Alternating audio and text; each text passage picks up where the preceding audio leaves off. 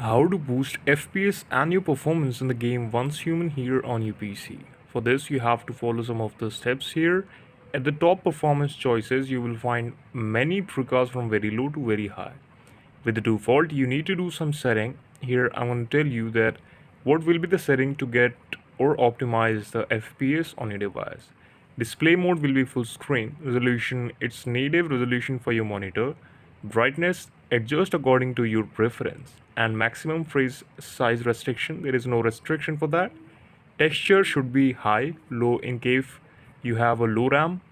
Render scale is 100, optimized for best performance. Anti-aliasing is low, and shadow also low. VFX will be high. Draw distance will be in the middle, and VSync should be disabled. Motion blur is also disabled. Vegetation density will be low, and detail will be low. Then only aside from the video setting, you can try compel of additional option. If you are not researching the ideal FPS, navigate to the mouse setting and scroll down to the camera control setting where you can adjust it. This is the video. Thank you so much for watching it.